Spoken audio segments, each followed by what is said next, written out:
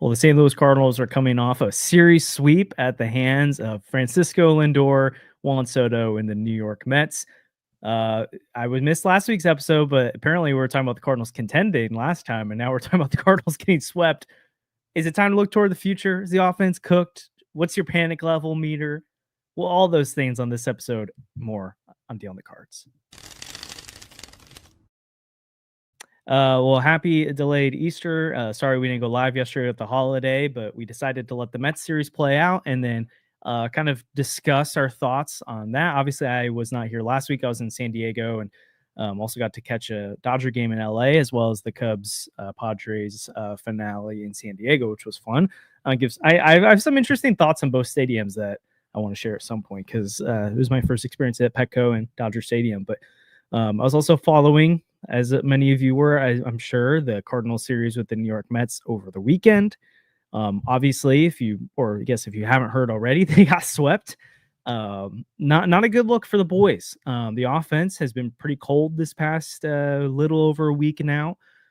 After a really hot start to the season, they've gotten better pitching performances, at least from the rotation, so that's a plus. But the bullpen again seems to give up the lead, and when you really finally think that the offense and the starting pitching are coming together, it's the bullpen decides to be like, yep, never mind, here's the game. So that's a frustrating point there. But I think this series has caused Cardinal fans more maybe than any series, even more so than the Angels or even maybe more than the Red Sox, to question what's going on right now and what can this team do? What will it do? And so, Andrew, I just kind of want to lob the question up to you. You watched this Mets series go down. What's your? I mean, there's a lot of things we can talk about from it, but what was your main takeaway after they got swept on Sunday?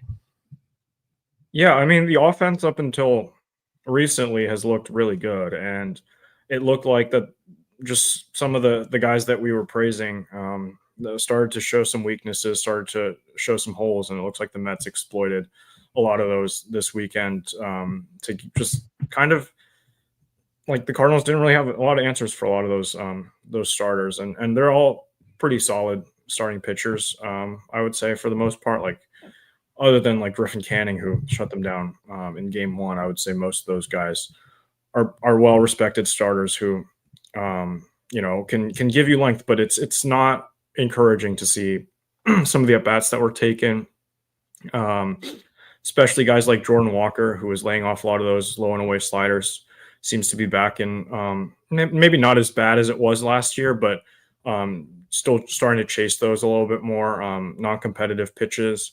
Nolan Gorman, ever since coming off the IL, has been ice cold, which can happen with him, but it's not great to see after a fairly strong start to the season.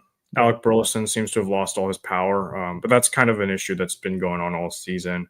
Lars Nootbaar's taking a step back. He's not swinging at anything, which can lead to drawing walks, but also just like an extreme amount of passivity that like we don't really want to see out of that. The only hitter that seems to still be doing well is Brendan Donovan, who had a big homer to tie the game that was promptly wasted by Ryan Fernandez. And then, had a couple of other hits later on in the series. But, it's just overall the offense has been collectively as a group starting to come back down to earth, and it's not great. This team was going to live or die by its offense, and it's starting to die by it. And I don't really know what more can be said about that other than, you just have to hope that they can start to get it going and hope that this is not the norm. The bullpen is still bad, but I don't think there's really anything that they can do about that right now. Phil Maton gave up a run for the first time this season. He's been one of the bright spots, but other than him and Helsley, there's not a lot of options that you can go to. The left-handed side especially looks weak after we've said that they had so many options with Matz and Romero and John King. All three of those. Well, Matz his role is kind of weird, but Romero and John King both look overmatched, and you can't really go to Liberatore right now because he has been really good in the starting rotation. So that side looks not great, but we've seen some good starts out of the rotation. That's encouraging. We've seen Liberatore pitched really well. Palante had a bad inning and then bounced back from that in game one. And then Sonny Gray was okay. It wasn't a great start from him yesterday, but and who started the second game? Was it Michaelis? Whatever, doesn't matter. I don't even. We shouldn't have been watching his starts anymore, but whatever. He threw 4 2/3 innings. Like he only gave up 2 runs. Like he could have given up 8 runs. Yeah. Honestly, I would have probably rather he gave up 8 runs because then they might DFA him quicker and we lost the game anyway. But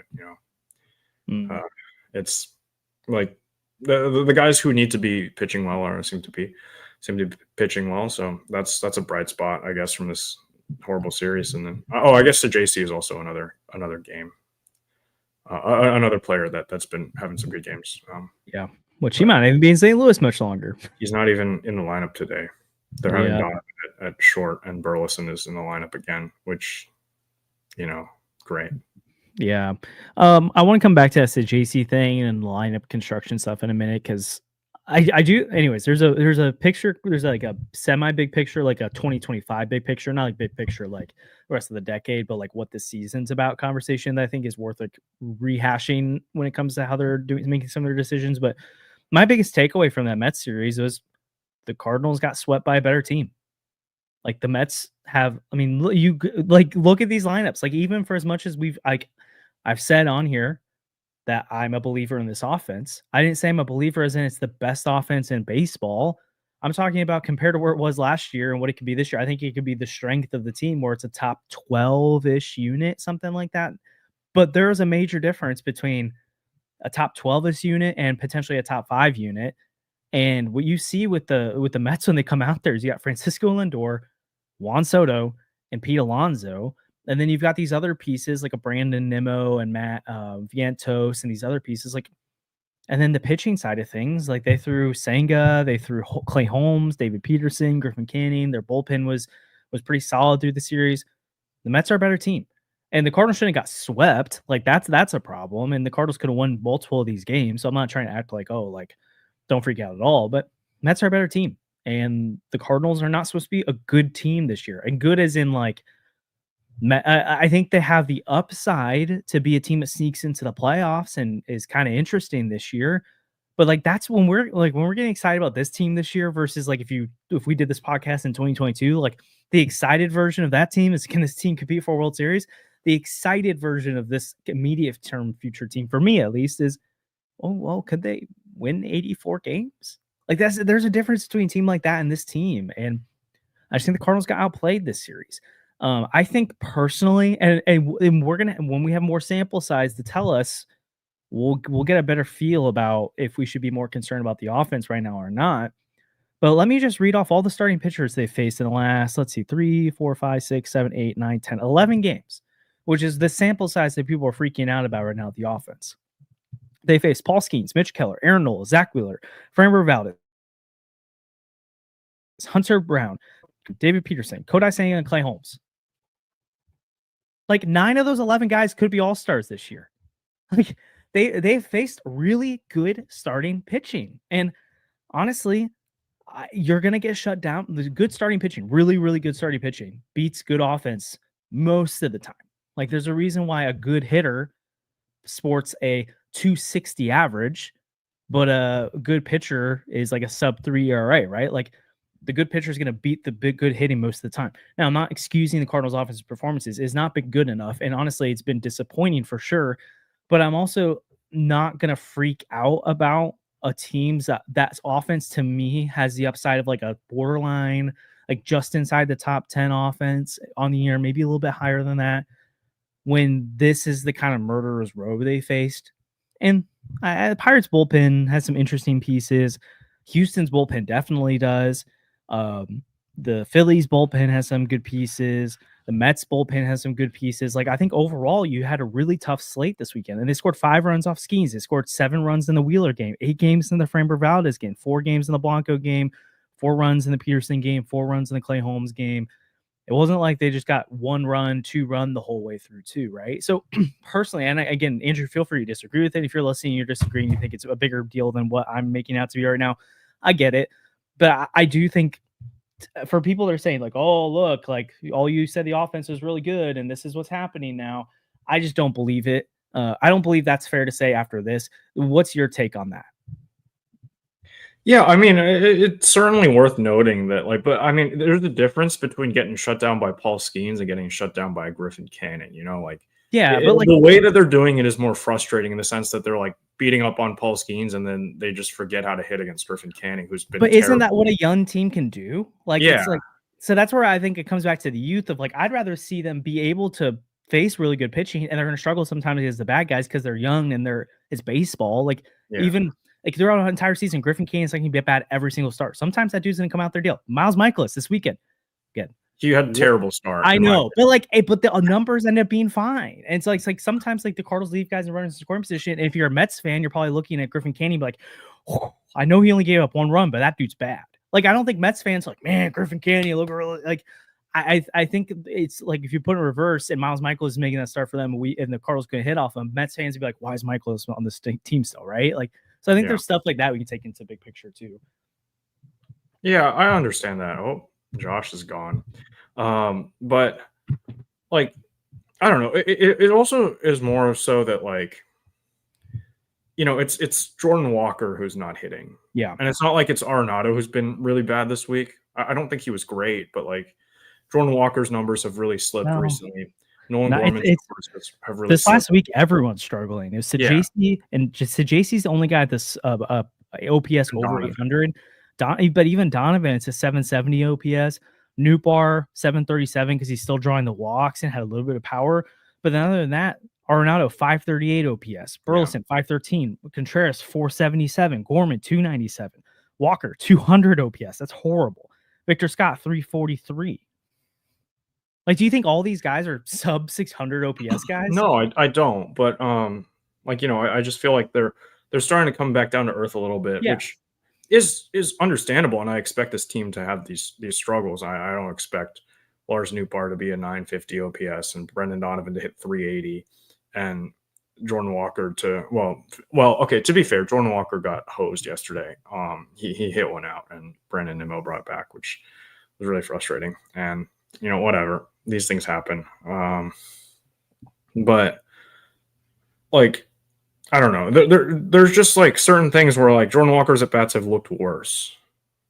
And Nolan Gorman, like, I understand that the ghost fork is extremely nasty, and but like he's literally only throwing that pitch to you, and you're swinging at it every single time.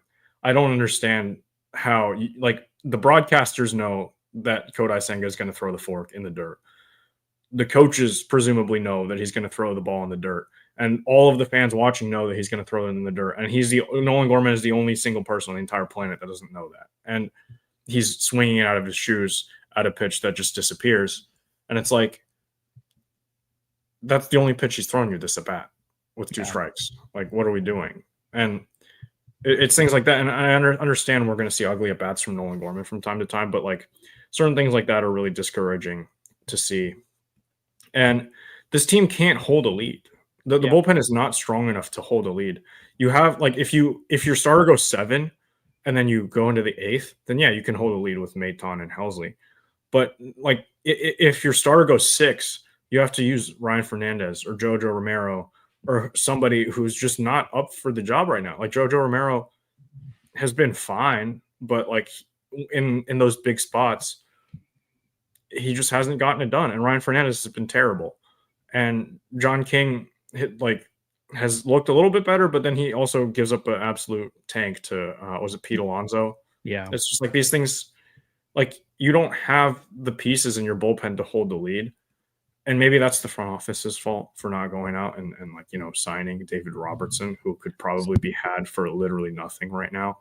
But also, like, this team was not supposed to be built to be like that. Well, exactly. I think that's the thing that I'm kind of like, I guess I'm not totally understanding if people were like, hey, did we like forget where the Cardinals are at right now? I was like, I'll see on Twitter and it's like, why isn't David Robertson signed by now? They should go sign JD Martinez to help this offense out. And I'm like, JD Martinez is like 37. Like, we don't need that.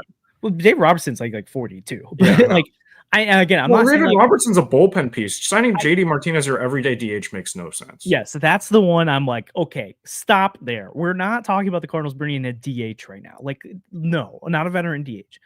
But the David Robertson, I'm not saying okay, sorry. I started off with that one as in like I would be fine with it. Like, who's roster spot he's taking? Ryan Fernandez or Munoz or Savanson? Like, I think we'll be okay if those guys don't have an opportunity right now. But I'm also like, we know the point of the season wasn't the wins and losses.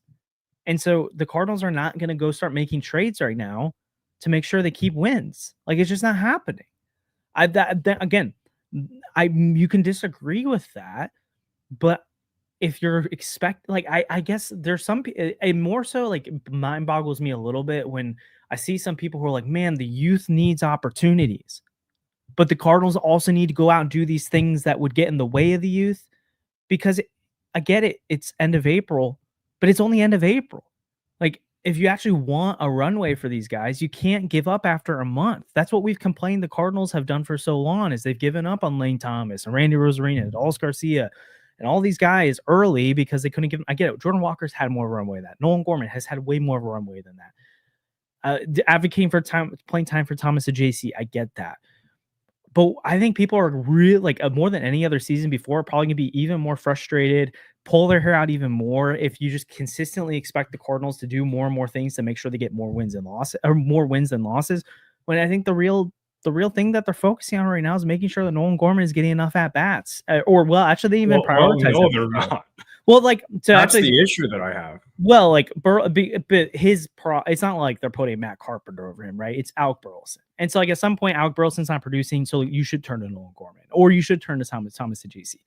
But people complaining that they're not making the David Robertson thing right now is kind of confusing me. I think, even though I think it will turn out poorly, I'm not by any means thinking Tristan McKenzie's about to bounce back, but like that's a guy I'd be like, why not give him a bullpen spot and see what happens? You have Rob Serfolio from Cleveland, who's been around him for a while. DFA Michaelis and let him start. So here, I already told Sandy never defend Miles Michaelis again. So I'm not going to defend Miles Michaelis here. What I am saying is what's the alternative right now? Because Michael McGreevy. Yeah, but what happens if someone gets injured? You have guys. You have Graceffo, Robertson. You could sign a guy like you could. Yeah. Like, realistically, is there a single major league team right now that would pick up Miles Michaelis? And do you think Miles Michaelis wants to play for the Rockies or just go home and chill? Yeah, that's fair. I guess I'm not as, because of all the pitching injuries that have happened now, I'm not as like, this is insane anymore on April 21st that he's still on the roster. I would much rather him not, but I see at least for a little bit longer, the idea that like, okay, like. And could you imagine Miles Michaelis on the Rockies, by the way? How many there's no protecting him. Hey, but I guess here's the encouraging thing. Like Katie Woo's piece on the weekend, I don't know if you read it about Miles Michaelis. Like, the Cardinals feel the same way we do about him, except for the fact that they're not DFAing him. Like Michaelis talked about there's quotes that he has to earn back their trust. They're like, we talk about the innings eater thing. Like Sandy loves to be like, oh, he eats you innings. He doesn't eat you innings anymore. And you know why? Because the Cardinals don't think he can. The Cardinals pull him from the game the third time through the order because they're like, hey, it's smoke and mirrors to get through it twice. If you let these guys see him a third time, they're going to blow him up because they know he's not good. And so they're like, hey, if we had a lot better alternatives, which they do in McGreevy. I think they believe that. I think what they don't believe is they don't like the idea of throwing out Simon. They also have Steven Matz. They're running a 6-man rotation right now. They have an extra guy. I'm not disagreeing with that. I'm saying what they're thinking right now, they're not, because I think some people think they're like, oh, they think Miles Michaelis is good and it's gonna be fine. I actually don't believe the sunk cost fallacy thing.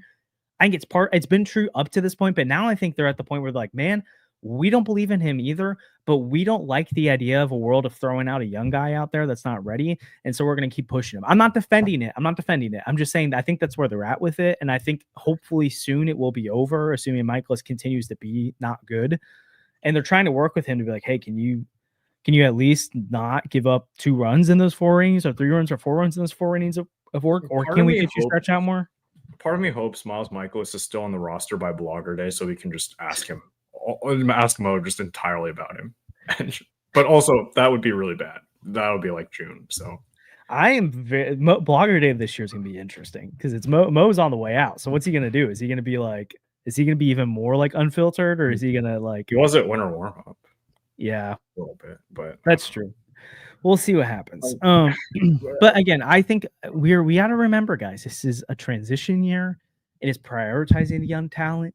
It's letting those guys sink or swim. Miles Michaelis, Okay, not the Michaelis. very young talent. Very young. He's not young and he has no talent. So He's I don't young know in what life, maybe not in baseball, but that's 30, true. 30 something's not that old. I'm 27. Like we're But like I get it. Like Jackson Churio last May had a OPS of 542. Like yeah, the Brewers let him play every day. Yeah. And so again, what if I'm not trying to tell you Jordan Walker is going to do that, but like, well, even if he like Jordan Walker, I could see like what did Churio have last year? Like a 116 OPS plus. Isn't that close to what he had in 2023? Yeah, I think he was a 115.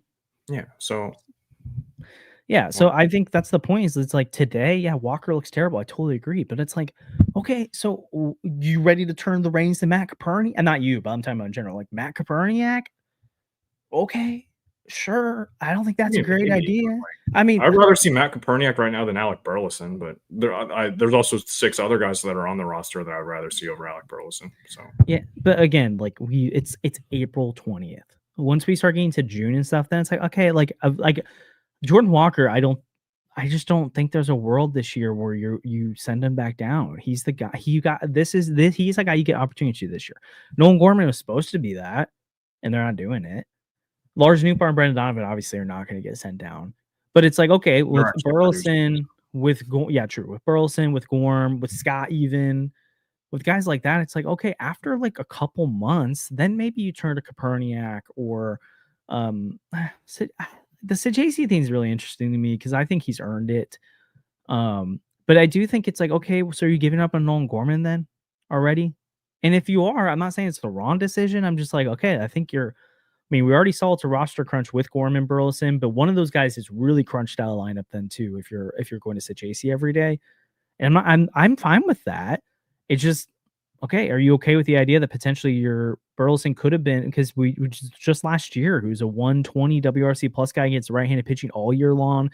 First half he's 120 guy overall. He had 17 home runs in the first half. Like that's not nothing. And so you're just relegating that guy to never playing anymore. Like, I understand it looks bad right now, but that's the decisions they have to weigh. And so, again, I think Thomas Dicey's earned the spot. I just think this. I mean, is there a world where they? I mean, I don't know. Is there a world where they send Scott to AAA?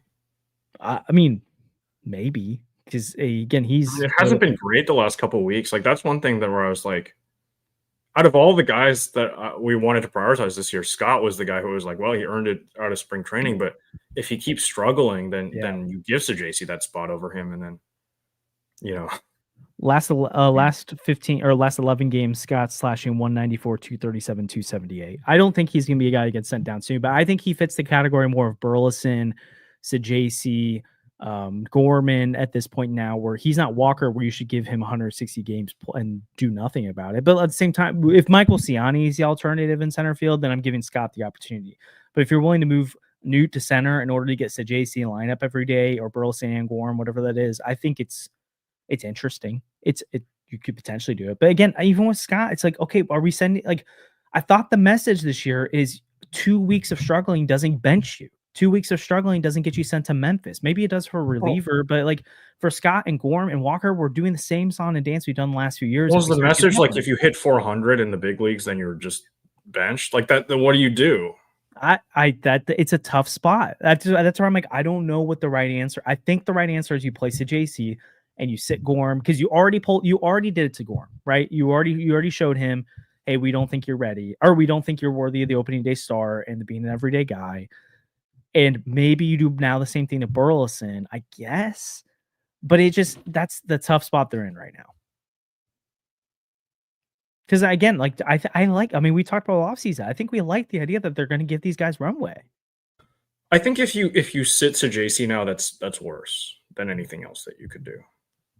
Because like you want to show the young guys like, hey, you come up here and you produce, and that's how you like that. What kind of message are you sending if you bench the JC for hitting 400 in it, like, and coming up and doing nothing but just hitting the ball, right? Like, I don't know. Yeah, again, I think especially because JC's a young guy, it's like this is different than if they had Tommy Pham on the roster and he's on a heater and it's like, Well, man, yeah. he's playing every day. So I agree. I just think they're in a weird. This is the weird spot about this year, and again, injuries will figure this out at some point again too. Like Nato could hit the 15-day IL, and there's some more playing time for Gorm and Burleson or JC, but it's a total weird spot that they're in right now. I don't.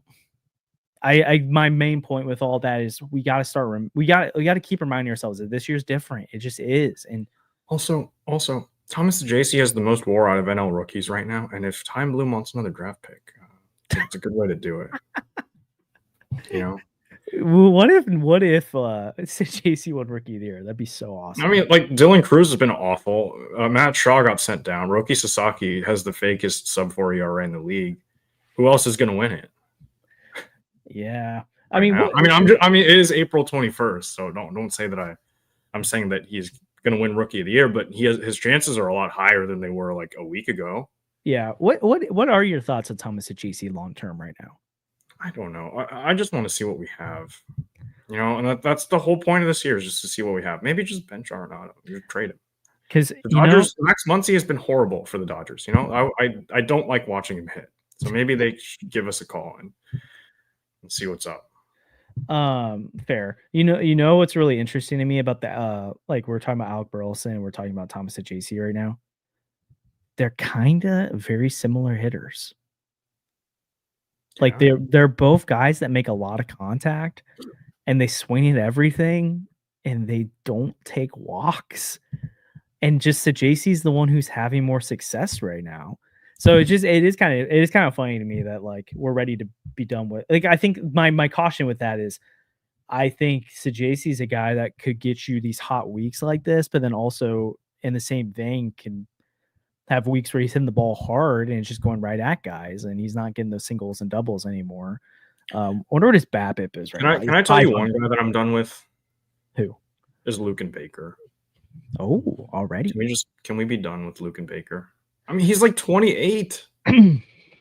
Yeah. What is he gonna do? He's just a bench role for the rest of his career. Like, why is he drawing starts ever?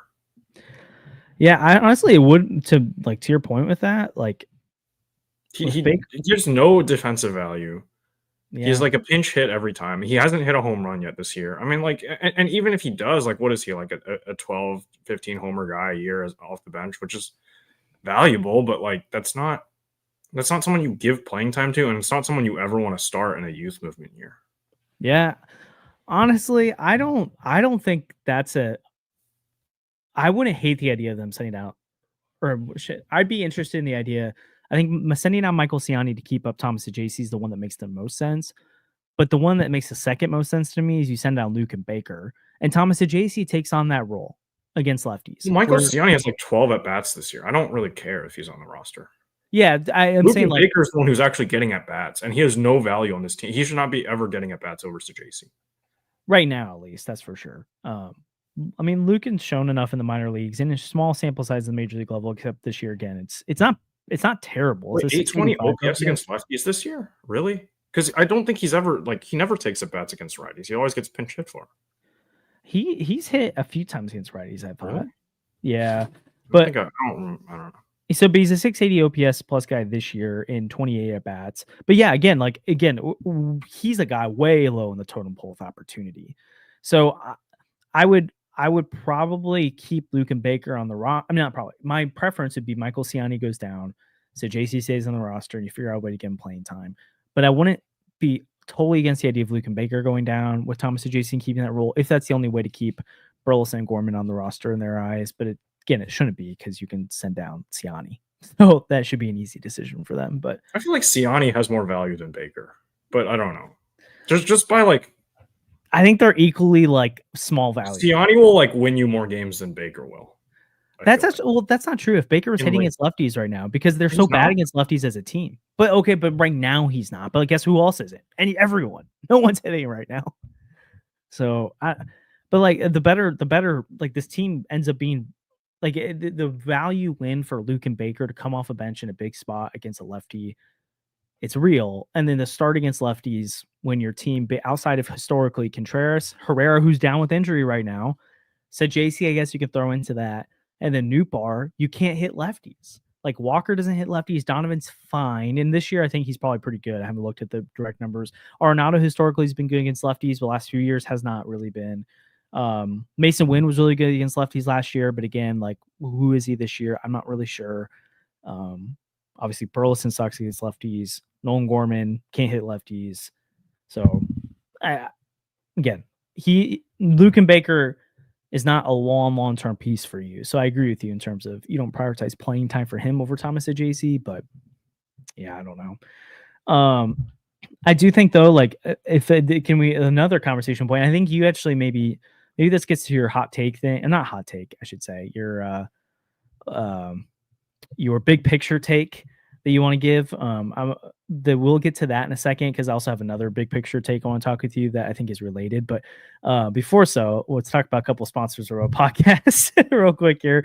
Obviously, we're always presented by the 314 Sports Cards and Collectibles. Andrew's going to rip a pack while we're on stream. But if you haven't heard of 314 before, they're located at 9640 Olive Boulevard in Olivet. Open 10 to 5 Monday through Friday, 10 to 4 on Saturdays and Sundays. They buy, sell, and trade all sports cards and Pokemon cards. They've the newest selection. Oh, no! No, you pulled a Miles Michaelis. That's got to be a real. Oh, no, man. That's crazy. Hey, if you want a Miles Michaelis card, if you want a Shea Langoliers, if you want a Tanner Scott, if you want to go card hunting for a specific card, not in a pack set, box sets, all those things, you can get those at 314. We know many of you shop there already. Todd Bradley, that's nice. Many of you already shop there, so let them know if you're coming there and because of what you've heard on here. Oh, Paul Skeens, look at that bad boy, and Bobby Witt, nice. Oh, and boy. Burley, wow, Burley and a Michaelis pack, quite a pull for this pod. Anyways, we love 314 Sports Cards Collectibles. They're awesome. You guys should go check them out. Andrew's there all the time. He's always pulling packs and getting cards from there. But they're awesome, and it's just a fun place to collect cards. So go check them out. We also want to tell you about Underdog Sports. The Deal in the Cards podcast is proud to be partnered with Underdog Sports, our favorite place to play fantasy games.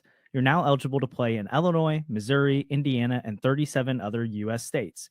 You got to check out Pick'em. It's so easy to play. You just pick 2 to 8 stats of your favorite players and choose whether they'll go higher or lower. You can win 20 times your money by going 5 for 5. If that sounds like fun, sign up with our promo code CARDS to claim your first free pick plus first-time deposit offer up to $1,000 in bonus cash. We can't wait to see your entries. Make sure you use that promo code CARDS in the top left corner for Underdog. A major world event happened today, so Nick Castellanos may go deep. So you may want to do the over on home runs for Castellanos. You can use the promo or the link in our description to download the app, and if you use promo code CARDS, you get a first-time deposit offer of up to $1,000 in bonus cash plus a first free pick'em. So you can use that on the Castellanos one tonight. So I know Andrew probably would, but. Anyway, so here's my big picture thing before you do yours, because I think they're related-ish, but obviously we know like the Cardinals don't have pitching right now long term. Like you got to hope Quinn Matthews, Tim Kentz, Teco Roby, Cooper Jerby, those guys can become it. But I want to focus on the offense for a second. This offense's potential and this team's potential long term is limited until they can get a true tentpole power bat in the middle of that order. Willson Contreras should be that this year to an extent. Not quite is an understatement, but he's not Juan Soto. He's not Francisco Lindor. He's not those guys. But Willson Contreras can be a top 20, 25 bat in the game. We've seen that. And he has power. So he is a legit middle of the order option. Ivan Herrera might be something like that. And so maybe that's part of the equation too. But you look at this offense and they're tops in the league in batting average and on base percentage, but that slug is starting to come back down. And there's so many innings where it's like, man, like they're getting hits, they're getting singles and walks, but they can't drive in the run because they need 3 or 4 hits to score runs in an inning. And that's not, you can't win in today's game when the only way you can score sometimes like this, but it's not a long-term sustainable formula. if you have to keep getting 4 or 5 hit innings in order to drive in runs, because pitching is just too good in today's game to string that many hits together. Even the not great pitchers like a Griffin Canning, like if he doesn't have to worry about the long ball, then it's not a huge issue. It's like Nootbaar's power. I think there's more Miles there. Michaelis hasn't given up a homer this year, so That's true. But I think like Newt has more power on the bat. Obviously, Gorman and Walker, you're hoping could become that. Herrera can make sense, but like for the most part, the Cardinals really don't have power and like legit power. And so that's the thing. The Cardinals over time, you start figuring out whether it's Chase Davis in the minor leagues. I think Weatherholt can be another like large Nootbaar power type, not necessarily like a 30 home run guy, but can he be a 20 home run guy? Sure, but that's still not necessarily solving the issue. I think long term, this Cardinal team needs power in its lineup. I don't know how they find that. I don't know if that comes in the draft. I don't know if that comes. Maybe it's Josh Cross. Maybe. Is it in a trade at some point? Is it a signing this offseason? I don't know. But am I wrong to be really worried about the power bat scenario here? I mean, no, like none of these guys have great power except Nolan Gorman, who's not getting playing time, which is great. He's going to go and hit 40 homers next year for the Twins. I don't know. I just said that's the first team that came to mind. When they send this Pablo Lopez, right? Yeah, and Pablo Lopez would be absolutely terrible. But yeah, no, there's just not a guy on this team that has that. Arenado was that before. A lot of that power is gone now. I think, has 2 homers this year, and Ivan Herrera leads the team with homers this year, and he hasn't played in like 2 weeks. So this is great. Yeah, which means we're 4, then it's Donovan Nootbaar 3, Arenado, and Walker 2. Everyone else is 1 or less. Yeah, Walker should have 3. Thanks, Brandon Nimmo. Fair. But you know, I don't know. You go out and get one in free agency, I guess. That's what you got to do. And that leads into my point where, you know, I think this team has to contend next year. And if this team doesn't contend, you're looking at a full-scale rebuild because you need to trade Brendan Donovan and Lars Nootbaar. If this team isn't going to spend money next offseason, those 2 guys have to go because they only after this year, they only have 2 more years left of control. You can't waste one of those years trying to figure out, what do we have in the young guys again? If you do that, it's not worth keeping them around for a 3rd year of arbitration when you could get like legit prospects back for them now. So you have to decide on a direction. And if the team doesn't decide they want to contend in 2026 and maybe bring in that power bat, if that's, I don't know, probably not Kyle Tucker, but maybe someone on a tier below him, and then add on the pitching side as well.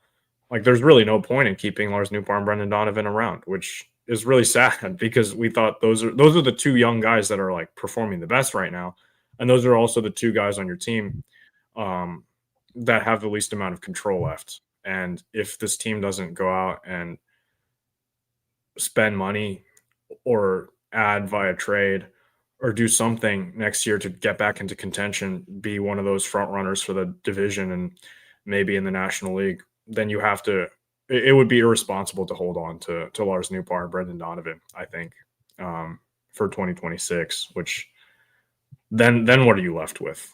If you trade those guys, then this team has really nothing. And this rebuild might take, I don't know, 3-4 years to get through. And that's one thing I wanted to address before we sign off today, because that's really scary. Yeah, I would say I get where you're coming from in terms of that could be where we're at a year from now. I think as long as they're trending toward, hey, 2027, 2028 could be like they can be a real contender, then I don't think it's a guarantee you need to get rid of one of those guys. Especially like they should be prioritizing an extension for a Brendan Donovan or potentially even a Lars Nootbaar right now. And if you do that and you get them for 5 more years or so, like you're talking about, you have them through age 32, 33. And you're not like, I think that's fine. Like, again, ideal world is you've got these guys in the middle of their prime and your window of contention is in their 20s. but it's okay to have a few of those guys that you extend out if they're not making a ton of money. And I don't think either of these guys are going to be breaking the bank in terms of a $25 million a year deal type thing. Like, if you could extend either of these guys now, I think Donovan, you may be looking at 15, 16 a year. Newbar maybe in that range. Yeah, getting Herrera back from IL is like making a trade. But I do agree, especially if they're trending in the wrong direction and it's like there's really no hope for 2027 being a year where you can start contending, then you got to consider those options of how you maximize that value, because are they realistically a part of the team that's going to be contending long term? Or if they are, like how long will they be that guy? But I think it's far too early to say, like, if they don't contend this year, they can't be a part of this team long term. Well, I'm saying next year, right? Like this year's fine. Like this year, we knew that wasn't going to happen. But if you go into 2026 saying we're not going to make a bunch of big moves, we're not going to try to really improve this team, and we're not going to try to, like, contend for a division and make it into the playoffs and see what happens. At the very least, that should be the goal of 2026. And if that's not the goal of 2026, which it very well could be, if you still want another year to see what Walker has, and you're going to call up Weatherholt and see what he is, and you want to give those guys the runway, then you're left with 1 year of control of Donovan and Nootbaar. Who knows if either of them want to actually stay with the Cardinals, and who knows, like, Donovan's. I mean, both have already been burned in arbitration, right? They went to arbitration with both of them this offseason. So who knows if either of them have any ill intent, like bad feelings with the organization. And like if those guys, if you let those guys walk in free agency and get nothing back for them, when you could trade 2 years of control of each of those at the deadline next, or in the offseason or at the deadline next year, why not? You could get so much. Those are probably the only two pieces on this roster that could get you back like top 100 prospects and like real value. Yeah, except I guess the thing I'd counter with that a little bit is we're not talking about the Cardinals from even like 2 years ago payroll wise. We're talking about a team that right now, according to Fangraphs, estimates their payroll at about 149 million. And by the end of 2026, they probably, not including arbitration numbers for people, are looking like, well, this is including the current arbitration numbers and whatever guaranteed contracts off. The only big contract still in the books will be Wilson Contreras at 18.5 million, assuming Arenado's gone by then. And if he's not, it's 15 million. So you're looking at between 41 million and 50 something million on your payroll. So like, even with where the payroll is right now, that's about $100 million you can play with. Again, you're going to get some raises for those guys.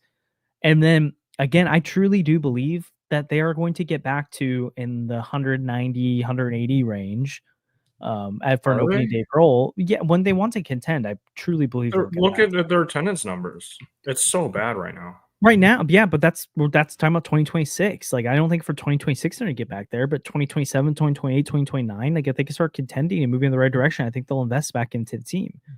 But I don't think they're in like, we're gone definitely for the next 4 or 5 years, or maybe 5 years is too aggressive. For the next 2 to 3 years, gone are the days of ever dreaming they'll surpass 200 million. Like that's gone. That's not happening. But I do believe they'll get back to that 175, 180 opening day payroll range. Not 2026 though. 2027, 2028. And if you're talking about that, that's like 130, 140 million dollars you have to play with right now. Or if you're only getting back to where they're at right now, that's like 110 million. So I think you can clear you don't have to get rid of Donovan and Nootbaar to also add to this team and get back to where they need to go, especially if JJ becomes something, especially if some of the pitching becomes something, especially if, again, 2 years from now, it's like, who are the prospects we're talking about? What kind of drafts has Chaim Bloom had at that point? So that's where I would disagree. I'm not ready to go where you're at of like, if 2026 is another, we're not adding to the team aggressively, who knows what the wins and losses will look like at the end of the year. That does not mean to me, okay, now you have to trade Nootbaar Donovan. But I think you're right to say that becomes a topic of conversation, because depending on what the other things are around it, you may need to consider something like that to continue to bolster the farm system whenever your true contention will come. But that's just, I think we're not thinking enough about the fact that payroll, again, you're going to have space to add stuff, even with the attendance stuff, even with the media stuff. Like the media stuff, for as much as attendance is going down and people are focusing on that, I think the media is an even bigger deal. And I think I heard that they've continued to see increase in subscribers for the FanDuel stuff. And so I think that's a good sign. And if they can continue to recoup money in that area, I think that'll help a lot. And obviously, you got to get butts and seats at the stadium to get revenue too. But again, even if we're talking about $150 million payroll team, you're going to have 35 come off the books from Gray after 2026. You're going to have, you're going to have 16 alone from Arenado with his contract going down by that point, but you might have a full 32 compared to now. Steven Matz is 12 and a half, Fetty 7.5, Michaelis is 18, Contreras is 18 and a half, will be a 1-year deal at that point. So I think it's just too far. And to me, it's too aggressive to say that.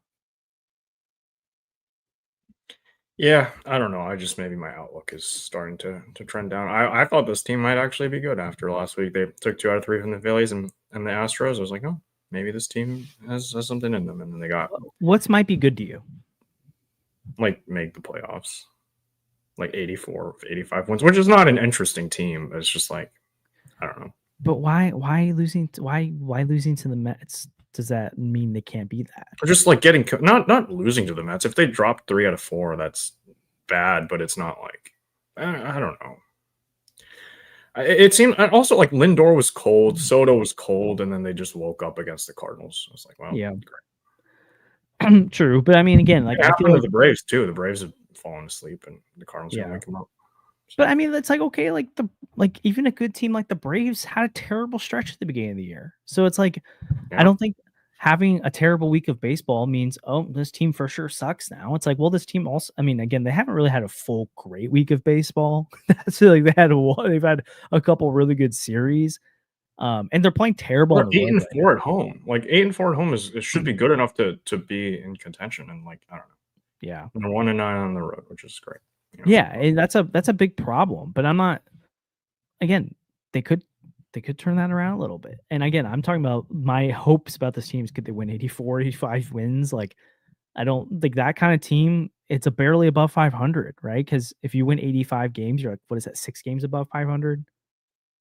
So it's like that means you're going to lose almost half your games. So and that means they're going to have some weeks that look great and some weeks that look terrible. So that's just where I'm at with it. But we'll see. I mean, they just had I really think they just had a really tough stretch of pitching. Now you got to go face Schwambach and Strider and the Braves, who are at least playing a little bit better now. I think I can't remember who it was earlier. It might have been Samuel that asked the question. Like, is Atlanta a good team playing bad baseball, or are they a bad team? The Cardinals should be. I still think the Braves are a good team. Well, I mean, if you look at the roster construction, like they're missing a lot of people. I think Ozuna's on the IL now. Acuna's on the IL. Like they're starting Alex Verdugo and Jared Kelenic, and I'm just like, I don't know. Is it just Olsen and Riley who have both been ice cold to start the year, and are those the only 2 bats they have? Maybe. Yeah. Fair. Hey, also, maybe this is Riley Squirrel brings a good point here. Like, maybe this is best case scenarios. Maybe you need, because, like, again, Walker's not playing well right now. The offense this week's been on the season. Walker's not playing well to play. The offense has been cold this week. But, like, if you can lose, if, like, you're losing games because your bullpen sucks and most of your bullpen's not part of your long-term future and your rotation, like, is smoke and mirrors that, like, it gives you good ERAs when they only go 5 or dive, but, like, anything more than that, they kind of blow up. But you've got a lot of young bats looking interesting. Then it's like, okay, well, go capitalize on Eric Fetty's trade value. Go capitalize on Ryan Helsley's trade value. Bolster your farm system as much as you can this offseason and then build toward the future. I'd much rather have that than they try to add or smoke and mirrors or waste the playoffs. Yeah, and like I don't think that they can be sellers at the deadline and then make a wild card like the Tigers did last year, because the Cardinals don't have Tarek Skubal. And that was kind of the main reason the Tigers made the playoffs last year. But like, I like that scenario, minus the fact they made the playoffs, but they look better the second half. Like I would honestly, a beautiful world threading the needle of all these things at once is they trade those guys at the deadline, they get good value in return, and then the young guys in the second half are taking off. And it's like, man, this Cardinal team in 2026, watch out. They could be pretty interesting. And watch out, again, we're not talking about watch out Dodgers. It's like, watch out Milwaukee Brewers and Cincinnati Reds. Watch out second wild card or third wild card teams. The Cardinals could be that team this year. That's the ideal scenario to me. I mean, it's also just that like the National League is so good, and with the balanced schedule, that like it's just impossible. I mean, you look at the West right now, and you've got the Giants, Dodgers, the Diamondbacks, and Padres all can make the playoffs. Brewers are playing better. Reds, hot and cold, they're a young team. Cubs, Mets, Phillies. I mean, I know the Braves have been bad this year, but like they're still the Braves. That's 10 teams that's listed off. So like maybe that's honestly that might be the thing that helps the Cardinals out the most. Is it's like, I mean, there's only like 3 teams in the NL that are bad, right? Yeah. It's like the Pirates, the Rockies, and like the Cardinals. Well, I don't think the Cardinals are bad though. Like you're talking about the Rockies. Who'd you say? The Rockies, the Marlins. Oh, I forgot about the Marlins and the Nationals. And the Pirates. Like, okay, I'm gonna be honest. I think the Cardinals are not in that tier, but they might be in their tier of their own, where they're not good, but they're not that bad. Well, like the tier of teams that have no hope of making the playoffs, right? Like, yeah. Well, I mean, I don't think the Cardinals have no hope, but I think they're like, but they're closer to no hope than they are like they're a playoff. I mean, we're like what 4 days removed from Sandy saying that this team is a lock to win at least. I do think games. that is hilarious. Yeah. Hey, they have a neutral run differential right now.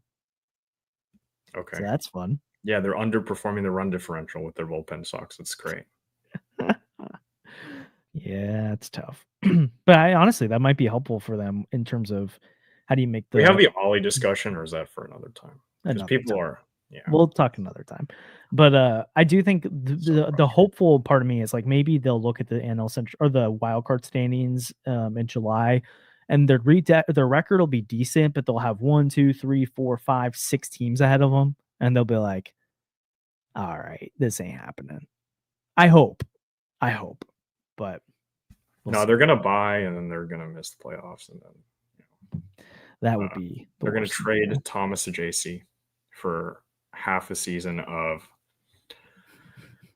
Oh, I don't know. You see Kikuchi. Yeah, multi-year deal. They'll absorb the whole contract. For Tyler Anderson, who's overperforming as always. I don't know. Something like that. We'll see. Yeah. We'll see. But I mean, again, like I'm not right now. I mean, I've been mostly like about this year's record and this year's what the team can do on the field. Been pretty like Debbie Downer in this one. Have we talked about Tommy Edman yet? We don't need to. Who cares? I know, but everyone's talking about it. I know. It's dumb. Like why it's not the Cardinals not making a mistake trading him. Just stop with that. Okay, we're not having that discussion right now. I do think I don't think it's a bad trade. I just like everyone's mad about it. They can significantly they can ruin it for themselves if they don't capitalize on Eric Fetty's value, because it's like, why did you trade for the starter if you didn't make the playoffs either year? And you let him walk in free agency, or you even re-sign him. Yikes. So trade him. But I mean, Eric Fetty last year's 2022 Miles Michaelis. It's all just smoke and mirrors. It's fake. Yeah. Brendan Donovan has a higher OPS than Tommy Edman right now. So but does he have a higher OPS than Victor Scott? He does. But was Tommy Edman going to be part of this team next year? No. So that's where I'm like, I don't. And should he have been? No. So that's where I think it's like, okay, then trading him makes sense. It's your new Donovan argument for next year. It's like if the Cardinals aren't doing it, then you trade those guys because they're not a part of your future, potentially. I'm not ready to say that. I mean, the thing is, you could probably get more back for Tommy Edman right now than you could for Eric Fetty. But also, who knows? Maybe not. Yeah, that is interesting. I don't know what, but also like, is he performing as well as if he was with the Cardinals right now? No, I mean, he wouldn't have had the playoff run. That's what's really. Yeah. That's really a problem. I mean, it's helping it, because if he was just an 8 through 43 OPS guy right now, no one would be freaking out about it without the NLCS MVP type thing on top of it. So, well, I mean, Cardinal fans would be freaking out about it. But if he was on the Cardinals, other fan bases would be like, "Oh, Tommy Edman." They'd be like, "Oh, wow, didn't know Tommy Edman was doing that." But, anyways, yeah. Oh well. I think we've got plenty of meat on the bone to talk about later this week, but I feel like we're all over the place in this one, but that's kind of where my tier list fell apart. It was all A and B tier, and now it's all over the place. It is all over the place. We should do that on Wednesday, because I think that'll be 1 month into the season. Oh, but do we now want to wait till the end of April? I mean, it's a month into the season. I don't know. I want to do the tier list. All right. Before half the team ends up in D tier, okay? Like, let's just do it now. Okay. Well, if you're watching now live, or if you're watching later in the comments, let us know if you want us to do the tier list for the first month of the season this coming Wednesday, or if you just want us to wait for the end of April and do March and April together. Because that's what we did last year. Is we did every month. But I get I want the first tier list to look at least somewhat hopeful instead of just like, you know. Well, I mean, who knows? They could, like, what's the schedule for the rest of the week after Braves? The only player that should be an S tier now is Ivan Herrera. Right? So is that really the time to do it? Maybe Phil Maton, but he's been Phil Maton. Well, he's not been kind of what he is. I think he still has zero. He let in a run. Run, but it wasn't earned. And then he let in a it was. No, it wasn't, because he inherited the runner. No, well then he let in another inherited runner. Oh, and Donovan. I forgot about Donovan. Wait, I don't think maybe I'm wrong. I don't think Maton is an earned run. Gosh, sorry, I'm pulling this up. Someone's probably right. He doesn't. That's crazy.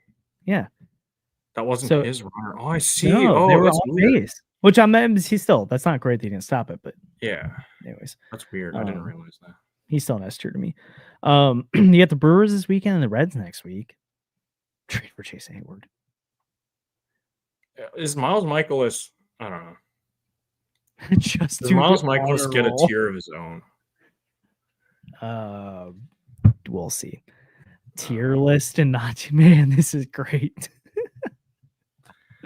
Yeah, making us tier up list, not tier list. But yeah, anyways, let us know what you think, if we should do the 1 month into a season tier list, or we should wait and do it in a week and a half. I rember last year where Tommy Pham was the only one in S tier 1 month because he had hit a grand slam in the last game, and that was the only example that you guys. And he was DFA'd a few weeks later. Yeah. Sheesh. Yeah. What a time. What a time to be alive. But hey, at least at that deadline, they only gave up Tommy Edman. And Dylan Carlson. Oh, yeah. Okay. Woo. What's he doing right now? Is he still at the Norfolk AAA team? No, he's up in the majors. He got called up? Yeah, because one of their guys got hurt. Oh, Kowser got hurt, right? Yeah. Is he doing anything for them? I don't know. Let's look. He can't be, because if he has a negative 44 OPS plus. Yeah, in 4 at-bats. I'd love to hear people complain about that somehow, but in 4 at-bats. Oh my gosh, run down the minor league IL tier list. Maybe this is going off the rails. All right, well, thanks for tuning in as always. Really appreciate the support. Glad to be back. We'll talk after the Braves series on Wednesday. Hopefully the Cardinals are more competitive in this one. They got Strider, Schwenbel, and Elder as the 3, and then they're throwing. Who are they throwing? Palante and Fetty. Not in that order. I think it's the opposite order.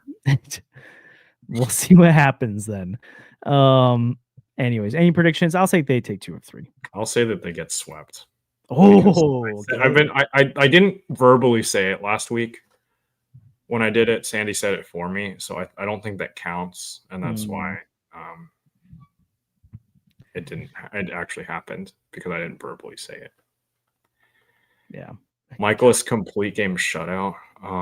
Maybe against the like White Sox, the Kia Tigers. The Kia Tigers. If games only went 4 innings, maybe Miles Michaelis could do that. But anyways, appreciate the support as always. Like and subscribe helps the channel a ton. We'll see you guys in the middle of next week. I'm gonna say 2 of 3. Andrew's got the Cardinals getting swept. Hopefully it goes the opposite because of that prediction. We'll see. But see you guys next time.